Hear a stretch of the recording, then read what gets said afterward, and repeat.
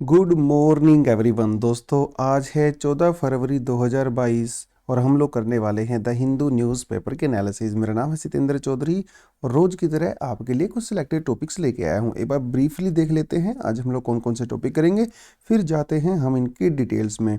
दोस्तों, सबसे पहला और इम्पोर्टेंट टॉपिक है वो रहेगा एनजीओज़ के बारे में, जिसे कहा जाता है नॉन गवर्नमेंट ऑर्गेनाइजेशन।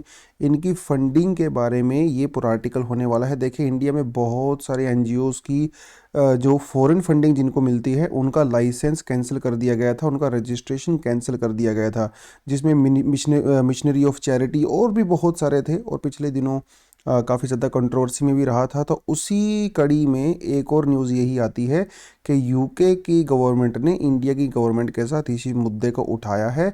इसमें इंडिया ने क्या जवाब दिया है, क्या पूरा मामला है, उसको थोड़ा जानने की कोशिश करेंगे। चलिए, अगला जो टॉपिक है हमारे पास है वो रहने वाला है पुलिस मॉडर्नाइजेशन के बारे में। इसके लिए सरकार ने कुछ पैसा दिया है और सरकार इंडिया की पुलिस को मॉडर्नाइज करना चाहती है। तो इसका पूरा मतलब क्या है, क्या वो पूरा मामला है, उसको हम देखेंगे छोटे से आर्टिकल में। खास इंपॉर्टेंट नहीं है, लेकिन इंटरनल सिक्योरिटी के पर्सपेक्टिव से थोड़ा इसको हम लोग डेफिनेटली कर सकते हैं। मेंस में कहीं ना कहीं मेंशन करने के काम आ सकता है। प्रीलिम्स के लिए तो खैर इंपॉर्टेंट नहीं है ये, प्रीलिम्स के लिए पढ़ने की आपको इसकी ज़रूरत है नहीं। फिर पढ़ेंगे पीएमएलए के बारे में, जिसे कहा जाता है your prevention of money laundering act. तो इसका क्या मकसद है, क्या इसका ऑब्जेक्टिव है, कैसे सरकार इसको मिसयूज़ कर रही है, कोर्ट का इस पे क्या कहना है, कोर्ट में क्योंकि मामला अभी गया हुआ है, इस पूरे मुद्दे के बारे में बात करेंगे। फिर पढ़ेंगे ban on export of drones. देखिए, ये है आज का एक्सप्लेनर सेक्शन। तो एक्सप्लेनर सेक्शन में पढ़ेंगे कि इंडिया जो है वो 2030 तक हम लोग ड्रोन हब बनना चाहते हैं, पूरी दुनिया का ड्रोन हब, समझ रहे हो। इसके लिए सरकार कुछ कदम उठा रही है। तो उसने क्या किया, एक तो इंडिया के जो डोमेस्टिक ड्रोन मैन्युफैक्चरर्स हैं उनकी हेल्प करने के लिए स्कीम चलाया। दूसरा, जब हम लोग इंपोर्ट करते हैं ड्रोन वगैरह को चाइना से या कहीं से भी, उनको बैन कर दिया गया है। तो इस पूरे मामले को पढ़ेंगे क्योंकि एक नया टॉपिक है, एक नया डायमेंशन कवर करता है, इसलिए हमारे लिए इंपॉर्टेंट हो जाता है। आज का एक और एक्सप्लेनर सेक्शन है वो है आईएएस के जो इंटरव्यू होता है ना, पर्सनालिटी टेस्ट जिसको बोलते हैं, उसके बारे में है। क्योंकि देखिए, अभी इंटरव्यू होने वाले हैं तो उसकी तैयारियां वगैरह शुरू करने वाले हैं बच्चे, जिनको जिनको इंटरव्यू का कॉल आया है। तो उसके बारे में है कि जो सिविल सर्वेंट्स होते हैं, जो आईएएस ऑफिसर्स होते हैं, इनकी क्या पर्सनैलिटी होनी चाहिए, उस पर्सनैलिटी के बारे में है। और कुछ चीज़ें बताई गई हैं जो आप इंटरव्यू में फॉलो कर सकते हो और आपको करना भी चाहिए। तो आपकी पर्सनैलिटी डेवलपमेंट के लिए आप क्या क्या कर सकते हो, वो पॉइंट यहाँ पे बताया है। और कौन सी चीज़ें ऐसी है जो आपको अवॉइड करनी चाहिए, वो यहाँ पे बताया गया है। और ये जो है एक्सप्लेनर सेक्शन में बताया गया है और एक रिटायर्ड सिविल सर्वेंट है उनके द्वारा ही बताया गया है। तो इसका मतलब भैया फर्स्ट हैंड जो है उनका एक्सपीरियंस है। तो हम लोग इसको भी थोड़ा सा देख लेंगे। एक एडिटोरियल सेक्शन भी था आज, अनफॉर्चुनेटली उसको मैं इंक्लूड नहीं कर पाया क्योंकि आज हम लोगों ने दो एक्सप्लेनर सेक्शन ऐड कर दिए हैं। लेकिन किसी दिन अगर कोई घटिया सा एडिटोरियल आएगा ना, जिस जो का हमारे मतलब बहुत खास नहीं रहेगा, उस दिन मैं आज वाले एडिटोरियल को इंक्लूड करने वाला हूँ, जो रहने वाला है कंबैटिव फेडरलिज्म के बारे में। तो जो स्टेट सेंटर रिलेशनशिप है ना, उसके बारे में है कि किस तरह से स्टेट और सेंटर के बीच में जो है एक जो फेडरल जो कोऑपरेशन वाली फीलिंग थी ना, वो नहीं रही। और जो बीजेपी के जो अपोजिंग पार्टी के जो जहाँ पे हैं, पावर में हैं, किस तरह से सेंट्रल स्टेट के बीच के रिश्ते ख़राब हो रहे हैं, उसके बारे में है। इंपॉर्टेंट है, आप खुद से पढ़ सकते हो, सजेस्ट कर रहा हूँ आपको। लेकिन किसी दिन मौका मिलेगा ना तो इसको भी हम लोग ज़रूर देखने वाले हैं। चलिए दोस्तों, करते हैं आज की शुरुआत। लेकिन आज खास दिन क्या है, आज आपको बताने का सबको ज़रूरत है नहीं है, ठीक है। देखिए, रेड कलर से आपको डिनोट हो जा रहा है, आज है वैलेंटाइंस डे। तो सभी को वैलेंटाइंस डे की बहुत बहुत शुभकामनाएं।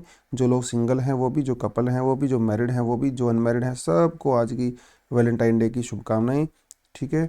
चलिए जी, शुरुआत करते हैं पहले आर्टिकल से। दोस्तों, पहला आर्टिकल है एनजीओज़ के बारे में, नॉन गवर्नमेंटल जो ऑर्गेनाइजेशंस होती हैं उनकी फंडिंग के बारे में। देखिए, ऑक्सफैम जो है ना, सिर्फ और सिर्फ यूके, एक्चुअली यूके बेस्ड है, लेकिन पूरी दुनिया में बहुत ही जाना माना एक एनजीओ है। तो हुआ क्या कि इस एनजीओ का रजिस्ट्रेशन कैंसिल हो गया, ठीक है, क्योंकि इसने एफ सी आर ए के कुछ नॉर्म्स को फॉलो नहीं किया था और रिन्यू करवाने के लिए इसने एप्लीकेशन भी नहीं डाली थी। तो यहाँ बात सिर्फ एक्सफैम की नहीं है, कई सारे ऐसे एनजीओज़ हैं, इवन 2014 के बाद से ही और अभी अगर प्रेजेंटली देखें जो काफ़ी न्यूज़ में था, तो कई सारे एनजीओज़ की रजिस्ट्रेशन कैंसिल हो गया है। इसका मतलब ये है कि वो फॉरेन फंडिंग नहीं ले सकते। देखिए, रजिस्ट्रेशन का मतलब सिर्फ यही है, रजिस्ट्रेशन का मतलब ये नहीं है कि उनका ऑफिस बंद हो गया है। भैया, जो डोमेस्टिक उनको डोनेशन मिलता है, डोमेस्टिक जो उनको कंट्रीब्यूशन मिलता है, उसको तो ले सकते हैं, सिर्फ फॉरेन फंडिंग को नहीं ले सकते। एक चीज़ आपको ये समझने वाली बात है। तो ये पूरे का पूरा मुद्दा जब चल रहा था, तो अभी इंडिया के कुछ ऑफिसर्स ने और तो यूके ने मुद्दा उठाया, बेसिकली उसने कहा कि ये सारी की सारी चीज़ें करके लेकिन इंडिया ने देखिए ये सीधी सी बात बोल दी है कि भैया देखिए, हमारे ना डोमेस्टिक रूल्स हैं, तो कोई अगर हमारे रूल्स को फॉलो नहीं करेगा तो डेफिनेटली उसको तो रजिस्ट्रेशन हम कैंसिल करेंगे ही। हाँ, अगर आप सारे रूल्स एंड रेगुलेशन को फॉलो करते हो तो आपको रजिस्ट्रेशन देने से हमें कोई दिक्कत नहीं है, ऐसा भी सरकार ने कहा है। ठीक है, क्योंकि ऑक्सफैम ने अपना रजिस्ट्रेशन जो है, they lost their registration because of, and that is why they are not able to now accept the foreign funding. ठीक है, तो वो जो है थोड़ा सा देखना पड़ेगा। ऑक्सफैम क्या करता है? ऑक्सफैम जो है, it works on food, clothing, shelter, medical projects etcetera. तो बेसिकली जो ह्यूमैनिटेरियन जो काम होते हैं, वेलफेयर वाले, वो ऑक्सफैम करता है। और ऑक्सफैम का कहना है कि क्योंकि उसके पास फॉरेन फंडिंग नहीं आ रहा, इसीलिए उसके ऑपरेशन जो है वो हैम्पर हो सकते हैं। बहुत सारे स्टेट गवर्नमेंट के साथ भी मिलके वो काम करते हैं, बहुत सारी लोकल ऑर्गेनाइजेशन उनके साथ मिलके भी काम करते हैं, तो हो सकता है उनकी वर्किंग को यहाँ पे नुकसान हो, ऐसा ऑक्सफैम ने कहा है। तो एफसीआरए काफ़ी ज़्यादा पहले भी न्यूज़ में रहा है, कई बार हम लोग कर चुके हैं। मतलब क्या होता है इसका? देखिए, जो फॉरेन कंट्रीब्यूशन रेगुलेशन एक्ट है, ये आज से नहीं, 1976 में इसको सबसे पहली बार एनेक्ट किया गया था। उस समय भी इसका यही पर्पज़ था, क्योंकि उस समय में सरकार को ये लगा कि कुछ एनजीओ जो हैं वो इंडिया की इंटरनल सिक्योरिटी के अगेंस्ट में काम कर रहे हैं और हमारी सोवरेनिटी के अगेंस्ट में काम कर रहे हैं। तो उनको जो है थोड़ा सा उनके ऊपर नकेल कसने के लिए बेसिकली हम लोगों एफसीआरए लेके आए थे। बाद में 2010 में हम लोगों ने इसको थोड़ा और अमेंडमेंट किया, थोड़े से रेगुलेशंस को जो है और थोड़ा टाइट हम लोगों ने कर दिया। पिछले साल फिर जो है फिर से इसके अंदर जो है कुछ हम लोगों ने किया था, तो कुछ गाइडलाइंस वगैरह एक्चुअली सरकार ने दी थी। जो एनजीओ उस गाइडलाइन को फॉलो करेंगे उसको ही हम लोग यहाँ पे मतलब वो लोग काम कर सकते हैं, लेकिन जो गाइडलाइन फॉलो नहीं करेंगे वो सारी चीज़ें, बहुत सारी गाइडलाइन थी एडमिनिस्ट्रेशन को लेके। गाइडलाइंस थी कि जैसे मान लो अगर किसी भी एनजीओ को अगर मान लो 100 करोड़ रुपए मिलता है, वैसे तो मिलता नहीं है इतना ज़्यादा, लेकिन मान लो फिर भी 100 करोड़ रुपए मिलता है, तो उसका सिर्फ 20% ही वो लोग एडमिनिस्ट्रेशन पे खर्चा कर सकते हैं। मतलब जैसे स्टाफ की सैलरी देना, बिल्डिंग का रेंट देना, व्हीकल्स वगैरह खरीदना, सिर्फ 20% कर सकते हैं। इससे पहले वो 50% जो है खर्चा करते थे एडमिनिस्ट्रेशन के ऊपर। तो इस तरह के और भी कई सारे छोटे छोटे रूल्स एंड रेगुलेशंस यहाँ पे किए गए थे, जो कि अभी लेटेस्ट हुआ था। तो उसी चक्कर में जो है ये बहुत सारे एनजीओ का यहाँ पे लाइसेंस कैंसिल हो गया। और ये एफसीआरए किस किस पे लागू होता है? क्या क्या ये सिर्फ एनजीओ पे ही लागू होता है? नहीं, ऐसा नहीं है। ये बहुत सारी जैसे जो हमारी एसोसिएशंस होती हैं वहाँ पे एप्लीकेबल होता है, बहुत सारे ग्रुप्स होते हैं एप्लीकेबल होता है। बेसिकली ये उनके ऊपर एप्लीकेबल होता है जो फॉरेन डोनेशंस लेते हैं। जो फॉरेन डोनेशन लेते उस लेने नहीं लेते उसको तो कोई मतलब ही नहीं है ना करने का। ये भी आपको बता दूं कि जो एनजीओज होते हैं जो फॉरेन फंडिंग लेते हैं, उनको एफसीआरए के अंदर रजिस्टर करना मैंडेटरी है भैया, वो वॉलंटरी नहीं है। और एक बार जब रजिस्ट्रेशन कराने के बाद जब आपका लाइसेंस मिल जाता है, तो लगातार 5 साल के लिए आपको मिलता है। 5 साल के बाद आपको वो लाइसेंस रिन्यू करवाना पड़ता है। ठीक है, रिन्यू करवाना पड़ता है। और अगर कोई लगता है सरकार को कि कोई ऐसा, देखिए ये जो एनजीओज होते हैं ना, वो पॉलिटिकल नहीं हो सकते, सीधी सी बात है। ये जो है नॉन पॉलिटिकल ही रहते हैं। तो अगर सरकार को लगता है कि वो पॉलिटिकल हो रहे हैं, या फिर हमारी सोवरेनिटी, इंटेग्रिटी और इस तरह की चीज़ें हैं, किसी दूसरी कंट्री के साथ फ्रेंडली रिलेशन हमारे ख़राब होते हैं, तो उसकी फंडिंग सरकार जो है रोक सकती है, अगर वो कम्युनल हार्मनी को भी नुकसान पहुंचाते हैं। तो ये तो थोड़ा सा पूरा एफसीआरए का मामला होता है। इसका जो है यूज़ कैसे होता है, मिसयूज़ कैसे होता है, बहुत ज़्यादा न्यूज़ में रहा है पिछले दिनों, है ना। यू वेरी वेल नो कि बहुत सारे ऐसे एनजीओज़ जो सरकार को लगा कि वो उसके आइडियोलॉजी के अगेंस्ट में काम कर रहे हैं, या फिर इंडिया की ओवरऑल इंटीग्रिटी के अगेंस्ट में काम कर रहे हैं, उनकी रजिस्ट्रेशन सरकार ने बंद कर दिया। जिसमें जो है मदर टेरेसा के जो एनजीओ था, मिशनरी ऑफ चैरिटी, उसको भी बंद कर दिया था। बाद में हालांकि उसको रिन्यू कर दिया गया। और भी बहुत सारे थे, स्वामी विवेकानंद जी से रिलेटेड एक एनजीओ था, उसको भी रजिस्ट्रेशन बंद कर दिया था। बहुत सारे थे, तो वो मामला पहले रहा ही है ना, काफ़ी ज़्यादा न्यूज़ में। चलिए आगे बढ़ते हैं। Centre extends police modernisation scheme. देखिए, पुलिस मॉडर्नाइजेशन का मतलब क्या है, पहले आपको ये समझना चाहिए। हमारे कंट्री की पुलिस क्या है ना, आज भी उसी टेक्नोलॉजी से काम कर रही है जैसी वो 20 से 30 साल पहले करती थी। आज भी हमारे पुलिस ऑफिसर्स के पास जो है वो ऑटोमेटिक गन्स नहीं होती हैं, नॉर्मल गन भी नहीं होती है, उनको डंडा दे दिया जाता है। अब ये बताइए, डंडा लेके वो सड़क पे आदमी खड़ा है, वहाँ पे कोई क्राइम हो जाता है, कोई खतरनाक वहाँ पे क्रिमिनल आ जाता है, तो क्या उसको डंडे से मारेगा वो, है ना?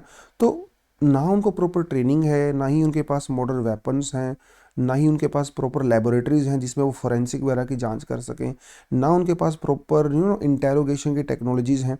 तो काफ़ी पिछड़ा हुआ पुलिस है। और आप ये समझ लीजिए कि मतलब पुलिस जो है वो हमारे जस्टिस सिस्टम का पूरा बेस है ना? क्योंकि पुलिस अगर स्ट्रोंग होगा तो पूरा justice system, criminal justice system है वो भी स्ट्रोंग होगा। क्योंकि जुडिशरी के पास जो केस वगैरह बनाया जाता है, एफआईआर वगैरह फाइल होती है, या जो इन्वेस्टिगेशन की जाती है, वो सब पुलिस से ही तो स्टार्ट होता है ना। तो पुलिस रिफॉर्म बहुत ज़्यादा ज़रूरी है और मॉडर्नाइजेशन करना भी बहुत ज़्यादा ज़रूरी है। तो सरकार ने जो पुलिस मॉडर्नाइजेशन स्कीम है, इसको अभी अगले 5 साल के लिए एक्सटेंड कर दिया है और लगभग 26,000 करोड़ रुपए जो है इसके लिए डिनोट किए हैं। ठीक है। तो इसमें क्या क्या करेगी सरकार इस मॉडर्नाइजेशन के अंदर? पहले तो यहाँ पे सिक्योरिटी रिलेटेड एक्सपेंडिचर जो है वो उस पर खर्चा करेगी, खासकर जम्मू एंड कश्मीर में और नॉर्थ ईस्टर्न स्टेट में, जहाँ पे इंटरनल सिक्योरिटी के चैलेंजेस सामने आते हैं। तो उन सिक्योरिटी रिलेटेड एक्सपेंडिचर, मान लें जैसे ऐसे बोल सकते हो आप कि उनके बुलेट प्रूफ जैकेट्स खरीदना, है ना, उनके लिए प्रॉपर हेड गियर खरीदना, नाइट विजन कैमरा खरीदना, या मॉडर्न वेपन्स वगैरह खरीदना, वो सब इसके अंदर आ जाएगा। जो माओइस्ट अफेक्टेड एरियाज़ हैं जहाँ पे नक्सलाइट एक्टिविटीज़ होती हैं, है ना, उन एरियाज़ के लिए बहुत चीज़ें की जाएंगी। यहाँ पे नई नई बटालियंस जो हैं वो बनाई जाएंगी ताकि ज़्यादा मैन पावर इंक्रीज़ हो हमारा, है ना। हाई टेक्नोलॉजी फोरेंसिक लेबोरेटरीज़ बनाई जाएंगी ताकि जब इंटेरोगेशन होती है, इन्वेस्टिगेशन होती है, तो प्रॉपर तरीके से एविडेंस वगैरह को कलेक्ट किया जा सके, और प्रॉपर इन्वेस्टिगेशन टूल्स वगैरह, तो ये सब किए जाएंगे इस मॉडर्नाइजेशन के समय में। और बहुत सारी इंटरनेशनल ऑर्गेनाइजेशंस की भी हम लोग यहाँ पे हेल्प लेंगे। हमारे जो पर्सनल है उनकी ट्रेनिंग हो, चाहे उनको कुछ सिखाना हो, स्किल डेवलप करना हो, तो फॉरेन ऑर्गेनाइजेशंस की भी यहाँ पे हेल्प ली जाएगी। तो जब इन्होंने बात किया है ये माओइस्ट अफेक्टेड एरियाज़ में, तो सरकार ने बहुत सारे एक्चुअली स्टेप पहले से लिए भी हुए हैं, और इन्हीं स्टेप में हम लोग बहुत ज़्यादा स्टेप और भी लेने वाले हैं। तो देखिए यहाँ पे ये कुछ स्टेप मैंने अलग से दे रखे हैं जो कि नक्सलाइट हिट एरियाज़ में सरकार ने कदम उठाए हैं। तो इनमें तो कहीं तो ऐसे हैं जो कि सिक्योरिटी के रिगार्डिंग हैं, कई ऐसे हैं जो डेवलपमेंट के रिगार्डिंग हैं। तो अगर एग्ज़ाम में आपके क्वेश्चन आ जाता है कि कौन कौन से स्टेप हम लोगों ने लिए हैं, तो डेवलपमेंट वाले आप सेपरेटली लिखोगे और सिक्योरिटी वाले आप सेपरेटली लिखोगे।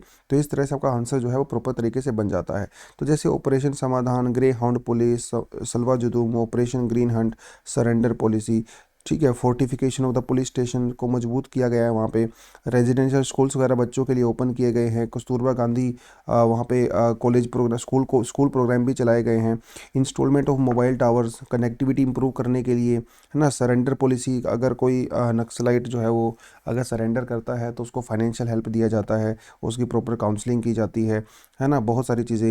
ये ऑपरेशन सलवा हंट, ग्रीन हंट जो है ये चलाया गया था। सलवा जुदूम का को पता ही है, जो लोकल लोग होते हैं उनको ही थोड़ा ट्रेनिंग दे दिया जाता है। देखिए वहाँ पे बहुत सारे लोग ऐसे भी हैं जो कि नक्सलिज्म से परेशान हैं, तो अपने आप को प्रोटेक्ट करने के लिए वो क्या करती है, सरकार उनको थोड़ा ट्रेनिंग देती है, वेपन देती है। उसे सलवा जुदूम कहा जाता है। सुप्रीम कोर्ट ने इसको पूरी तरह से इलीगल डिक्लेयर कर दिया है वैसे तो, है ना। ऑपरेशन समाधान भी है, ये जो है डेवलपमेंट को लेके, सस्टेनेबिलिटी को लेके ना, उस तरह की चीज़ें हैं। तो ये इनके बारे में थोड़ा आप एक्स्ट्रा भी डेफिनेटली पढ़ सकते हो, गूगल वगैरह करोगे तो आपको पता चल जाएगा। ज़्यादा नहीं, दो दो तीन तीन पॉइंट अभी अगर आप इनके बारे में पता होगा ना, that would be sufficient for you. और तो बाकी इसमें कुछ था नहीं, छोटा सा टॉपिक था। चलिए अब बढ़ते हैं आगे। Prevention of money laundering act जो है इसके बारे में ये है। देखिए आजकल एक चीज़ आपको बड़ा सुनने को मिल रही होगी कि ईडी, है ना, एनफोर्समेंट डायरेक्टर, भैया यहाँ पे जाके छापा मार दिया, वहाँ पे जाके रेड कर दी, उसकी प्रॉपर्टी को जो है वो जो है अटैच कर दिया। इस तरह की न्यूज़ आपको सुनने को मिलती होंगी। इवन इवन सीबीआई की रेड भी आजकल बहुत ज़्यादा हो रही हैं। देखिए तो इलेक्शन समय है, तो डेफिनेटली सरकार जो उसके ओपोनेंट्स हैं ना, उनके अगेंस्ट में जो है वो करता ही करता है एक्शन, तो वो तो एक चीज़ है ही। उसके अलावा ये जो है छापामारी कुछ ज़्यादा ही बढ़ गई है। तो इसी को लेके ये मुद्दा है कि भैया सरकार जो है, ये जो पीएमएलए है या सीबीआई है या ईडी है, इनका मिसयूज़ कर रही है। सवाल ये है, और ये एप्लीकेशन जो है सुप्रीम कोर्ट में डाली गई है कि सरकार इनका मिसयूज़ कर रही है अपने पॉलिटिकल स्कोर को सेटल करने के लिए।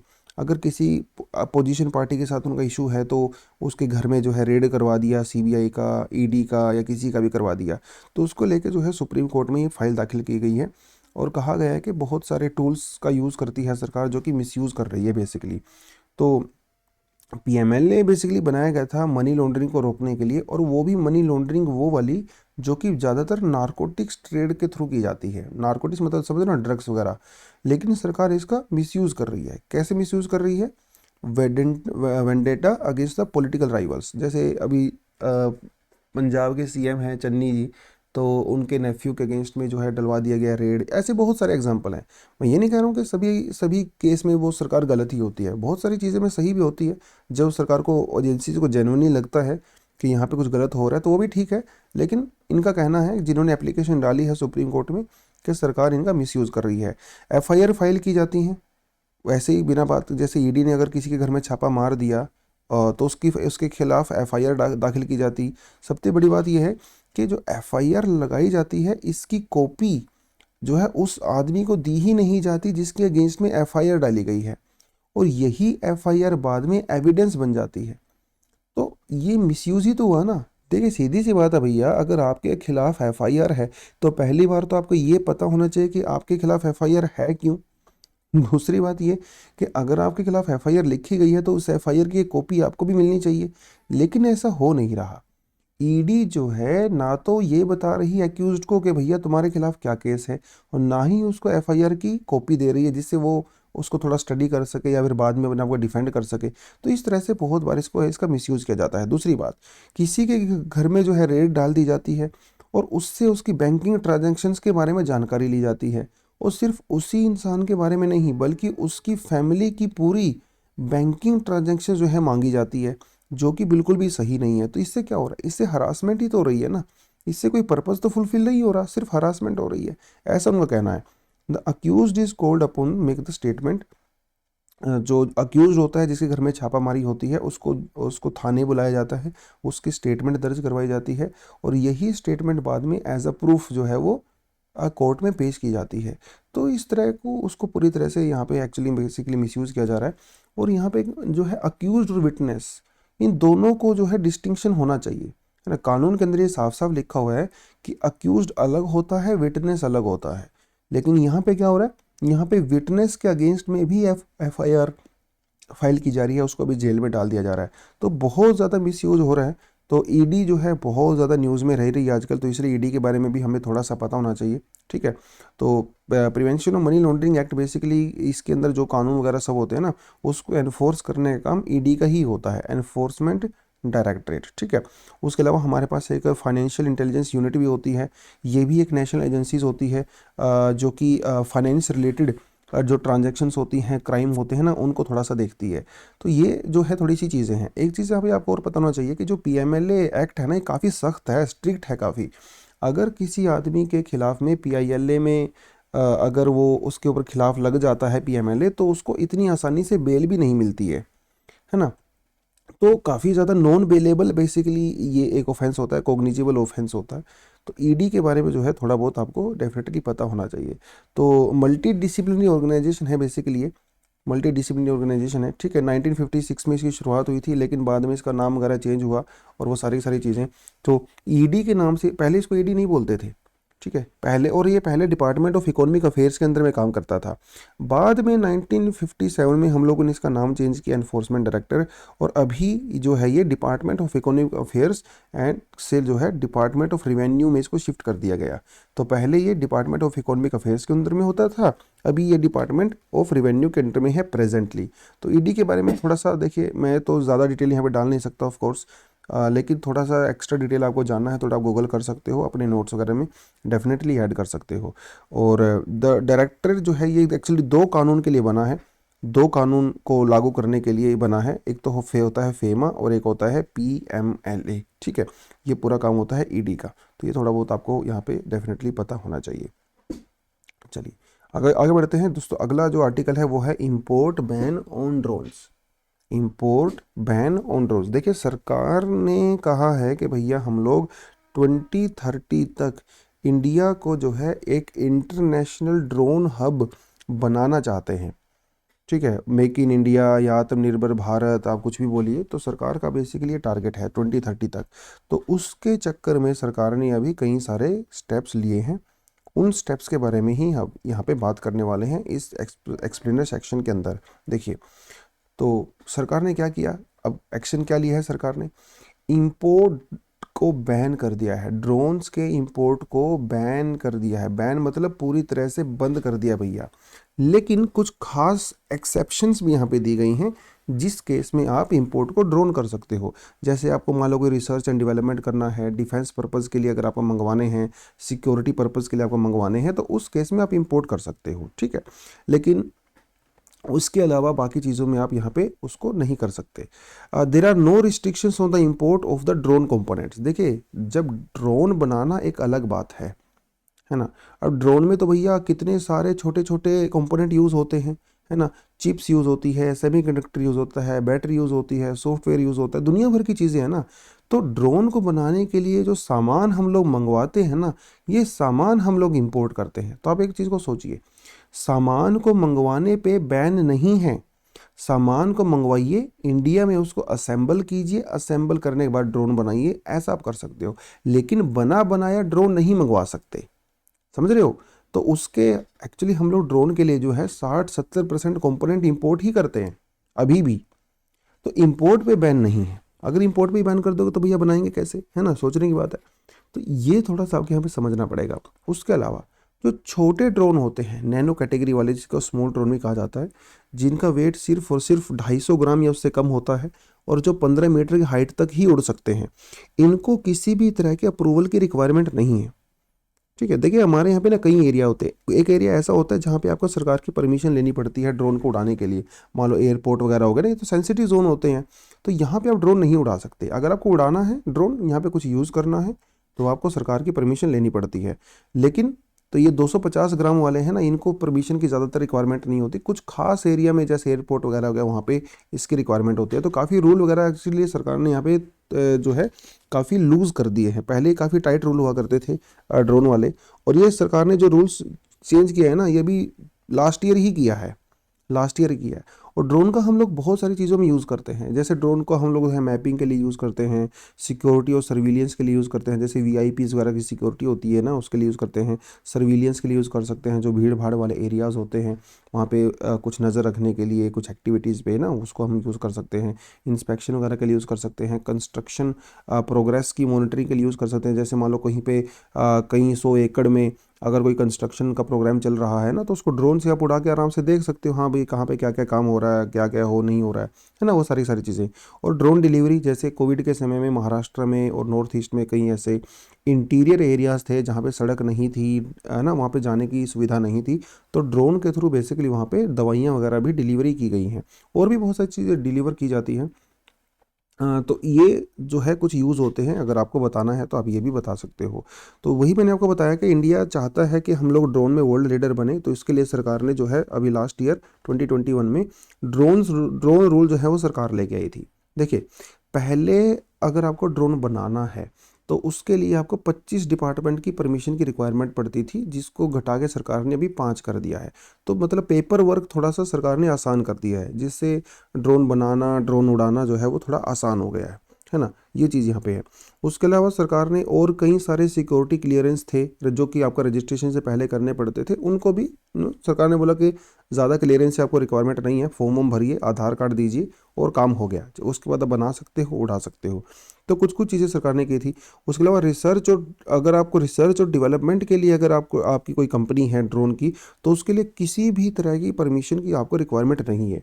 सरकार को सिर्फ इन्फॉर्मेशन दीजिए कि भैया मैं मंगवा रहा हूँ, ओके आप कर सकते हो, किसी तरह की रिस्ट्रिक्शन की यहाँ पे ज़रूरत नहीं है। उसके अलावा जो फॉरेन कंपनीज़ हैं, अगर उनकी कोई ब्रांच इंडिया में है, ठीक है, अगर तो उन्होंने अपना ऑफिस वगैरह बना रखा है या फिर अपनी फैक्ट्री बना रखी है, तो उनको भी किसी तरह की यहाँ पे परमिशन की रिक्वायरमेंट नहीं है।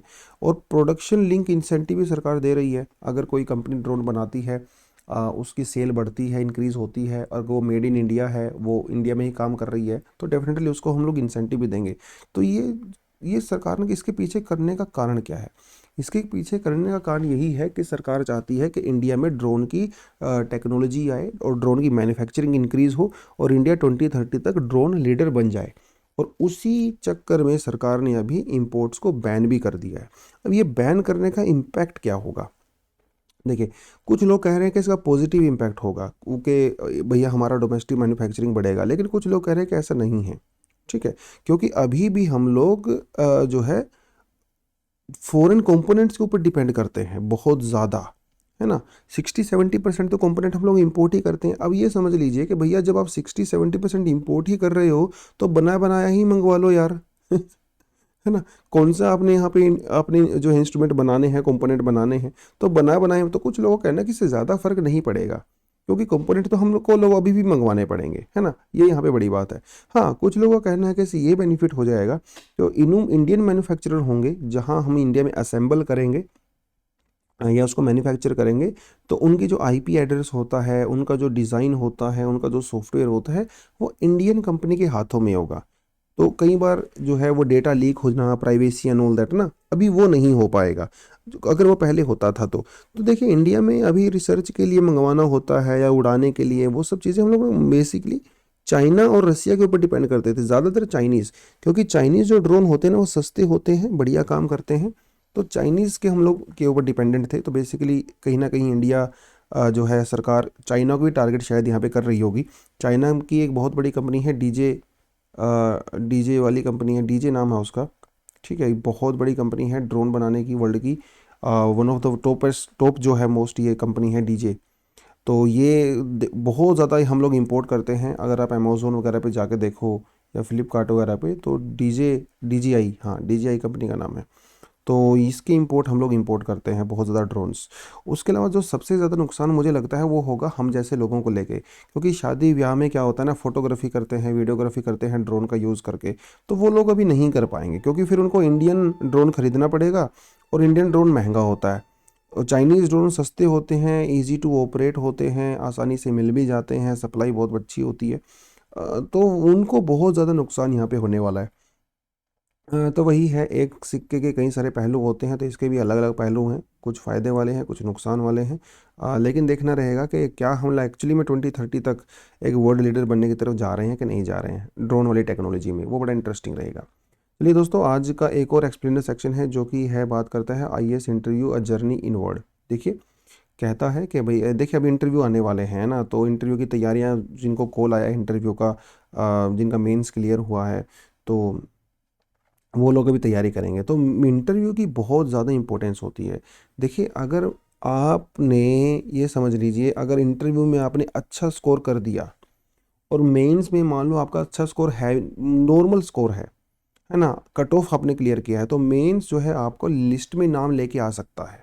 समझिए, अगर मेंस में सिर्फ कट ऑफ तक ही आपके मार्क्स हैं और इंटरव्यू में आपने अच्छा परफॉर्म कर दिया, तो आपका सिलेक्शन पक्का है। दूसरी बात, और मान लो आपने मेंस में भी अच्छा परफॉर्म किया हो पहले, और अभी इंटरव्यू में भी आपके अच्छे नंबर आ जाते हैं, तो आप ये समझ लीजिए कि आप टॉप रैंकर में हो सकते हो। तो इंटरव्यू, जिसे हम लोग पर्सनैलिटी टेस्ट कहते हैं, एक्चुअली में इंटरव्यू वर्ड का यूज़ नहीं करते हैं, पर्सनैलिटी टेस्ट कहते हैं।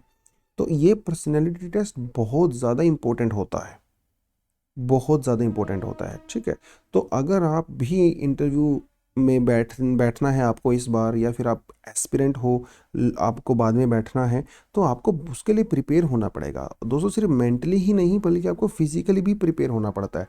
डिसिप्लिन होना चाहिए, आप थोड़ा वर्कआउट करिए, योगा वगैरह करिए, अपने आप को फिट रखिए, फाइन रखिए, और मेंटल हेल्थ का भी ध्यान रखिए, मेडिटेशन वगैरह कीजिए। जो भी आपको लगता है कि आपकी मेंटल हेल्थ थोड़ी सी इंप्रूव होती है, वो चीज़ें आपको कर सकते हो। तो जब आप इंटरव्यू पैनल में जाते हो, तो आप उनको ऐसे ही आंसर नहीं दे सकते ना। आपके जो आंसर आप दे रहे हो, उनको बात बोल रहे हो, उसके अंदर कन्विक्शन होना चाहिए। ऐसा लगना चाहिए कि आप उसको दिल से बोल रहे हो, और वो तो तभी आएगा जब आपकी पर्सनैलिटी वैसी डेवलप हो जाएगी। तो रटा रटाया जो है आंसर काम नहीं आएगा। जब आपका कन्विक्शन के साथ, वजन के साथ, दिल से बोलोगे ना, तो उसका ज़्यादा इम्पैक्ट आता है। तो कैसे आप अपनी पर्सनैलिटी डेवलप कर सकते हैं, ये कुछ टिप्स यहाँ पे इन्होंने इस आर्टिकल के अंदर बताए हुए हैं। देखिए, ज़्यादा से ज़्यादा पढ़िए, देखिए, जो आपकी कोर्स वाली बुक है वो तो आप पढ़ते ही हो, लेकिन कोर्स के अलावा भी जो है आप दूसरी चीज़ें भी पढ़ सकते हो। आप फिलोसफी भी पढ़ सकते हो, हिस्ट्री के बारे में बुक्स पढ़ सकते हो, इंडिया की ज्योग्राफी, पॉलिटी, किसी भी मुद्दे पे आपको पढ़ना है तो अलग अलग सब्जेक्ट की बुक्स पढ़िए, जिससे आपकी ओवरऑल एक मैच्योरिटी आता है आंसर के अंदर, और आपकी ओवरऑल पर्सनैलिटी भी डेवलप होती है ना। वो जो थोड़ा आपको देखना पड़ेगा। उसके अलावा जो डोमेस्टिक इश्यूज़ हैं, इंटरनेशनल कंसर्न हैं, जैसे इस समय आप ये बोल सकते हो, जैसे साउथ चाइना सी हो गया, या फिर यूक्रेन वाला इशू हो गया, तो ये थोड़ा सा जो कंट्रोवर्सी दुनिया में चल रही हैं, इनका जो बेसिकली करंट अफेयर आपको थोड़ा सा पता होना चाहिए, उसके बारे में ये बात कर रहा है। उसके अलावा जो ऑनगोइंग सोशल डेवलपमेंट प्रोग्राम है सरकार के, जैसे मनरेगा है या कोई और है, इनके बारे में आपको इन डेप्थ नॉलेज होना चाहिए, कैसे अप्लाई होते हैं, ग्राउंड पे नहीं होते हैं, उस इनकी कमियां क्या हैं, थोड़ा सा वो सब चीज़ें आपको यहाँ पे बेसिकली पता होना चाहिए। उसके अलावा जो पब्लिक ग्रीवेंस जो इश्यूज़ होते हैं, वहाँ पे कौन कौन सी नई टेक्नोलॉजी हम लोग इंट्रोड्यूस कर रहे हैं, है ना। जैसे बायोमेट्रिक हम लोग ने यूज़ किया, आधार कार्ड का हम लोग यूज़ करते हैं, या फिर डायरेक्ट बेनिफिट ट्रांसफ़र हम लोग देते हैं। वो सारी सारी चीज़ें डेफिनेटली इस तरह की आपको पता होनी चाहिए, है ना। और कौन कौन सी आसपास आपके नई रिसर्च हो रही हैं, उनके बारे में भी आपको पता होना चाहिए। सेलिब्रिटीज़ या फिर जो अचीवमेंट्स होती हैं किसी की, है ना, उनके बारे में आपको पता होना चाहिए। और मतलब सिर्फ नाम नहीं, बल्कि उनकी वैल्यूज़, जैसे मान लो आप भगत सिंह को अगर आप अडोर करते हो, आप उन्हें आइडल मानते हो, तो उनकी वैल्यूज़ क्या हैं भगत सिंह की। या प्रेजेंटली जैसे लता मंगेशकर जो है न्यूज़ में थी, उनकी पर्सनैलिटी से आप क्या सीखते हो, है ना, उनकी वो क्या वर्क एथिक्स और डिसिप्लिन, वो सब चीज़ें थोड़ा आपको पता यहाँ पे डेफिनेटली होना चाहिए।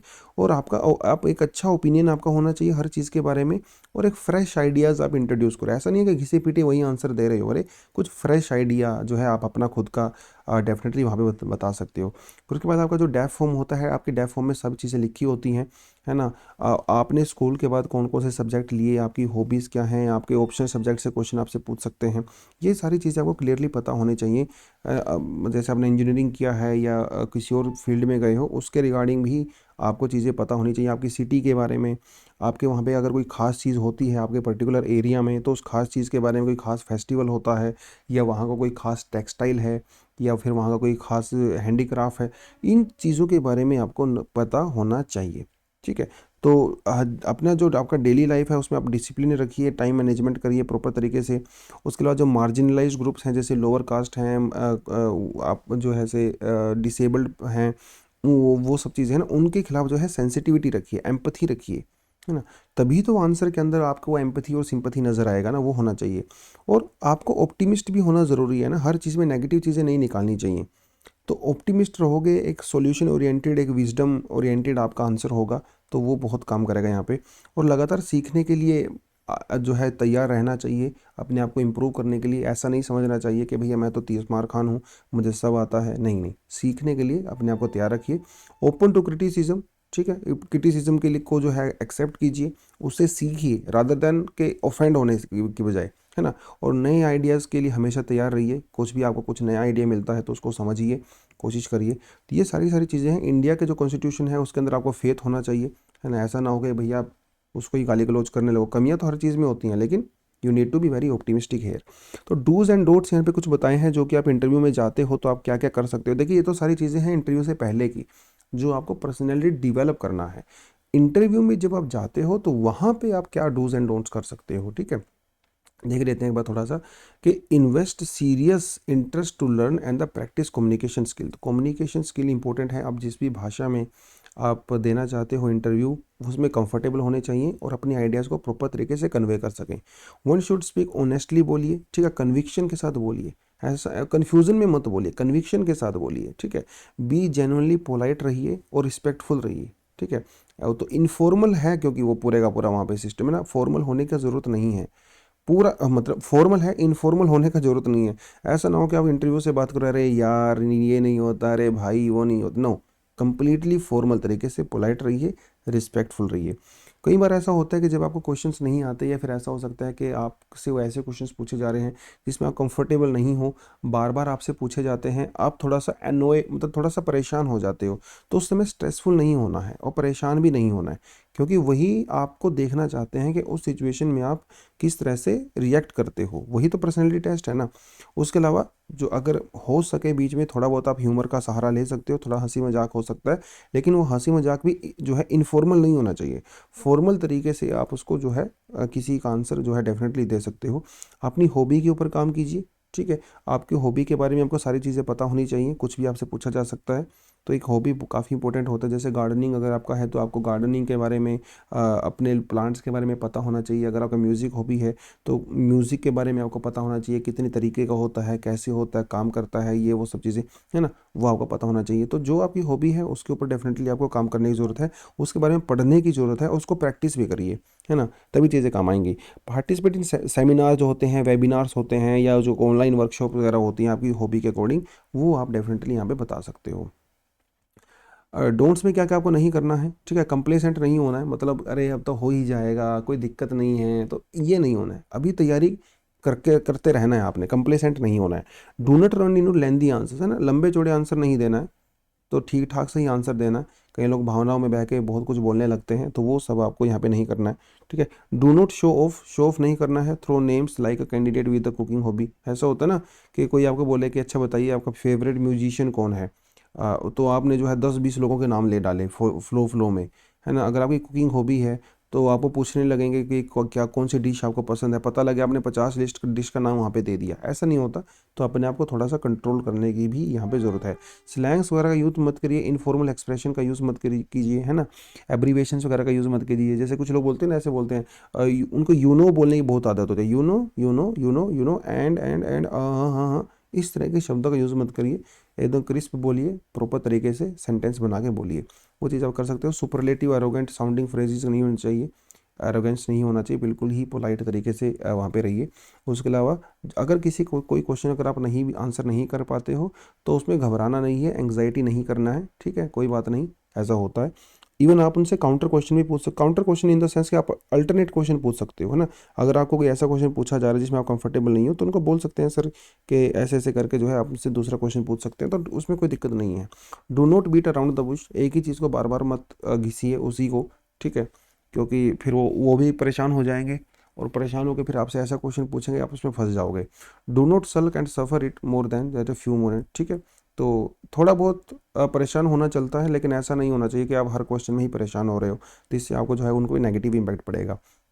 और इनका कहना है कि good desirable personality is not only the need of the hour, it gives you smooth better ride everywhere, indeed it gives you new you for a life time.